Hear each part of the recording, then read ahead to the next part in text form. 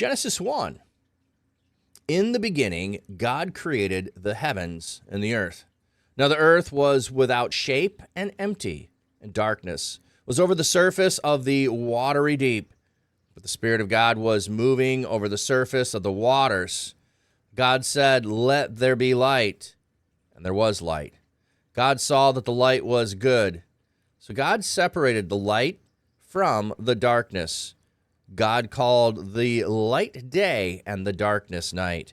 There was evening and there was morning, marking the first day. God said, "Let there be an expanse in the midst of the water, and let it separate water from water." So God made the expanse and separated the water under the expanse from the water above it. It was so. God called the expanse sky. There was evening and there was morning, the second day. God said, "Let the water under the sky be gathered to one place, and let dry land appear." It was so. God called the dry ground land, and the gathered waters he called seas. God saw it was good. God said, "Let the land produce vegetation, plants yielding seeds, and trees on the land bearing fruit with seeds in it, according to their kind." It was so. The land produced vegetations, plants yielding seeds, according to their kinds, and trees bearing fruit with seed in it, according to their kind. God saw that it was good. There was evening, and there was morning, a third day. God said, "Let there be lights in the expanse of the sky to separate the day from night, and to let them be signs to indicate seasons and days and years, and to let them serve as lights in the expanse of the sky to give light to the earth." It was so. God made two great lights, the greater light to rule over the day, and the lesser light to rule over the night. He made the stars also. God placed the lights in the expanse of the sky to shine on the earth, to preside over the day and the night, and to separate the light from the darkness. God saw that it was good. There was evening and there was morning, a fourth day. God said, "Let the water swarm with swarms of living creatures, and let birds fly above the earth across the expanse of the sky." God created the great sea creatures and every living thing and moving thing with which the water swarmed according to their kind, and every winged bird according to its kind. God saw it was good. God blessed them and said, "Be fruitful and multiply and fill the water in the seas, and let the birds multiply on the earth." There was evening and there was morning, a fifth day. God said, "Let the land produce living creatures according to their kinds, cattle, creeping things, and wild animals, each according to its kind." It was so. God made the wild animals according to their kind, the cattle according to their kinds, and all the creatures that creep along the ground according to their kind. God saw that it was good. Then God said, "Let us make humankind in our image, after our likeness, so they may rule over the fish of the sea and the birds of the air, over the cattle and over all the earth, and over all the creatures that move on the earth." God created humankind in his own image. In the image of God he created them. Male and female he created them. God blessed them and said to them, "Be fruitful and multiply. Fill the earth and subdue it. Rule over the fish of the sea and the birds of the air and every creature that moves on the ground." Then God said, "I now give you every seed-bearing plant on the face of the entire earth, and every tree that has fruit with seed in it. They will be yours for food.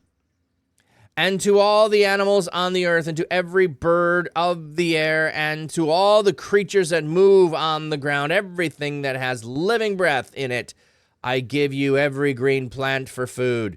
It was so.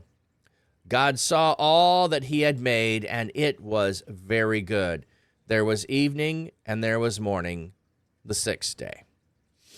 Okay, so lots going on there, and this is also a really familiar passage, so you probably know a lot of the things that are going on here, but what you have is two sets of things that are happening. You have these spaces that are created, and then you have those spaces filled. So you have the spaces being divided, one from another, light from darkness, and then those are filled on day 1 and day 4 when the lights show up. I always get those mixed up.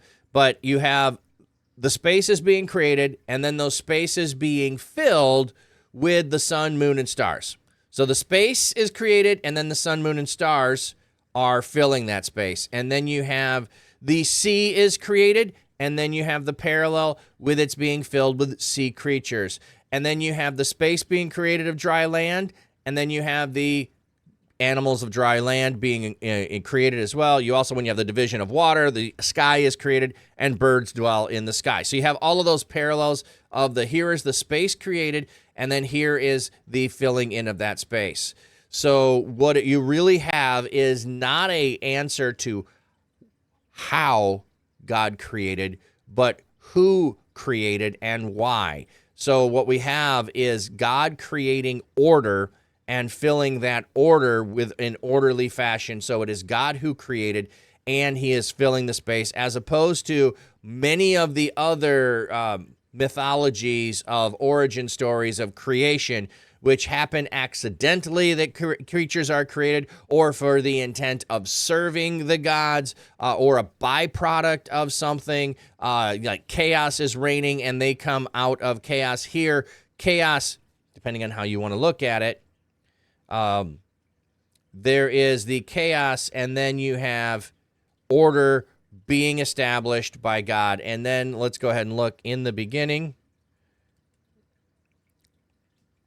The translation assumes that the form the beginning is in the absolute state rather than the construct state, in the beginning of or when God created. In other words, the clause in verse 1 is a main clause. The three clauses that are described are supply background information.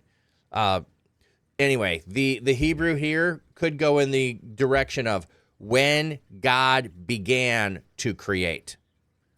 So it's not necessarily talking about, and you probably heard it, the creation out of nothing is not necessarily what Genesis is trying to describe.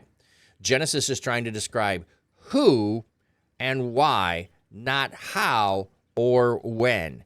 And so when we don't try to force Genesis to answer the questions of how and when, we avoid having to have a historical perspective of saying we need a date to it. And we avoid having the scientific perspective of saying it has to match with science. We're not looking for science here. We're not looking for history. We're looking for who. And Genesis answers the question, who created? God created, and he did it orderly, and he filled the space with these things. So, also interesting to note, when we have the sun and moon and stars created, it's not even mentioned as sun and moon. It's just saying that there will be lights in the expanse, and the greater light is going to rule over the day, and the lesser light is going to rule over the night. So what we have in some ways is not even an acknowledgement of name for the sun and the moon, so that we would not be worshiping them. There's also, in the way that this is put together, a possibility of, when it's talking about the lights and the sky, that there is a sense in which this could be talking about the spiritual realm as well, that there is a perhaps underlying reflection in creation of what's happening in creation in the spiritual realm. So that's also a thing that could be going on here when it's talking about the greater lights and the lesser lights. You could have a spiritual realm aspect going on here.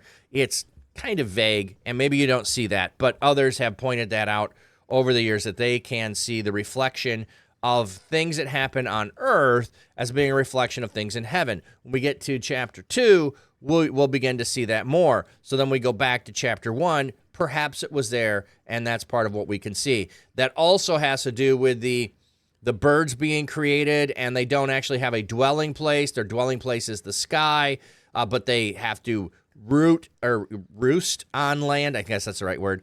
They have to make their dwelling on land to sleep, but their dwelling place is really in the sky, and so they don't have a place. So there's an overlap there with the idea of creation and the spiritual realm as well. Also with the lesser and greater lights and the fact that people worship the spiritual realm, and that's what they identify, that one is this God and that one's this God. So there's a whole realm of reflection on the spiritual as well as the physical being created at the same time. Don't know if you've ever seen that, but it's also within there.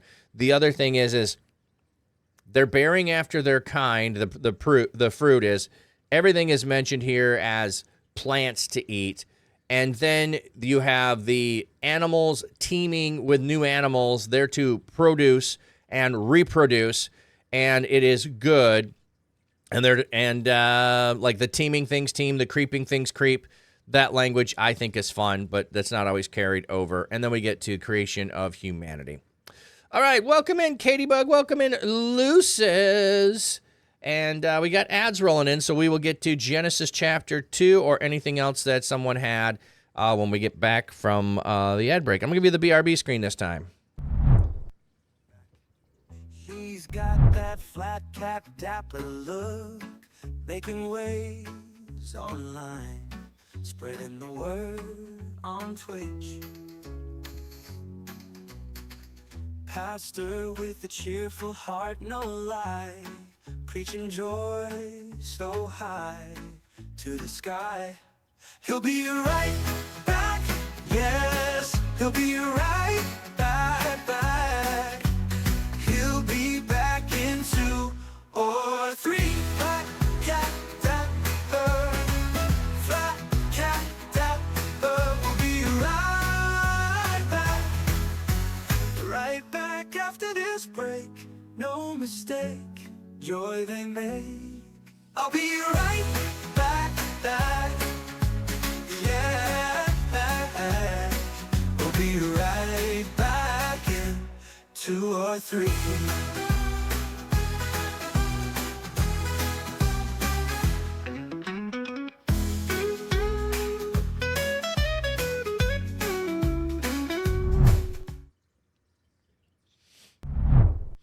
All right, and I'm sure you've heard Genesis 1 in sermons or taught in various ways in different places, so we don't need to go into super depth of that. In Genesis 2, we'll go more into humans, so I will save more thoughts on humans when we get to Genesis 2. So, but one of the things he says is he saw that things were good, and he blessed them and said to them. There is that aspect of God blessing the things that he creates. So after you create something, blessing it is a really kind of cool concept. Okay. Let's move on to Genesis